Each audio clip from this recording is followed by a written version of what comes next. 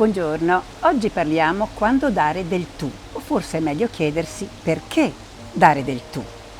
In una lectio magistralis Umberto Eco un giorno disse: darsi sempre del tu è una finta familiarità che rischia di trasformarsi in un insulto. Non esiste un modo giusto o un modo sbagliato, ma un comportamento adeguato o un comportamento non adeguato a un contesto.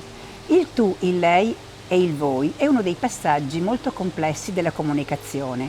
Noi oggi esamineremo questo argomento dal punto di vista formale. Come diceva Umberto Eco, c'è un modo sconsiderato di utilizzare oggi il tu e questo purtroppo va a togliere anche la bellezza sia del lei ma dello stesso tu. Anche Dante utilizzava spesso il tu per rivolgersi a personaggi autorevoli, ma nei confronti di Beatrice si rivolgeva con il voi. Utilizzare il tu è riconducibile alla voglia di sentirsi giovani, di utilizzare un linguaggio democratico e trasversale. È il caso però di ricordare che l'accoglienza e la partecipazione si fanno con le azioni e non con i pronomi. Il tu è sicuramente usato molto tra i giovani, ma anche negli ambienti politici, culturali, in palestra o tra i colleghi di ufficio. Ma con una persona appena conosciuta, oppure con una persona anziana o con un nostro superiore, è invece sempre preferibile utilizzare il lei fino a che questa persona non ci proporrà il tu. Questo passaggio non è solo formale, ma è anche di sostanza.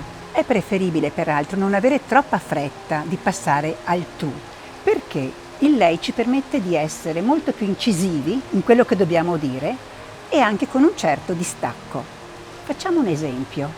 Se io dico a un mio collega: con te non ci lavoro più, sicuramente la frase è molto forte, però può anche essere interpretata come uno sfogo, un momento di disagio che io esprimo in questo modo. Ma se il registro del rapporto è su lei e io dico: con lei non lavoro più, suona in maniera totalmente diversa. Non è più frutto di un momento di disagio, ma sicuramente di una consapevolezza più matura. Per questo motivo il lei ha un forte potere semantico. Ad ogni modo, diamo sempre al nostro ospite la possibilità di passare del tu e quando avviene accettiamolo con piacere e non rifiutiamolo magari giustificandoci dicendo: mi scusi ma non mi permetterei mai, perché questo tipo di atteggiamento è soltanto frutto di sudditanza e di insicurezza. Spesso alcune persone si sentono offese se entrando in un locale pubblico il personale di servizio, i camerieri, si rivolgono a loro dando del tu. Sicuramente non è cortese, ma è ancora più scortese se queste stesse persone per prime entrano in un locale e non conoscendo quel personale si rivolgono loro dando del tu. Ricordiamoci che il tu deve essere simmetrico, quindi io non posso chiedere del tu e darti del lei. Questo avveniva ad esempio un tempo, quando i padroni di casa davano del tu al personale di servizio e che richiedevano il lei. E talvolta accade ancora nelle nostre università. Diversamente rimarchiamo non la nostra posizione, ma solamente la nostra presunzione. È giusto ricordare in chiusura che esiste anche il voi. Il voi iniziò a diffondersi a Roma nel I secolo d.C.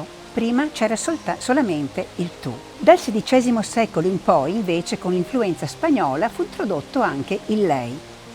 Il tu, il lei e il voi, tuttora, qui in Italia esistono ancora.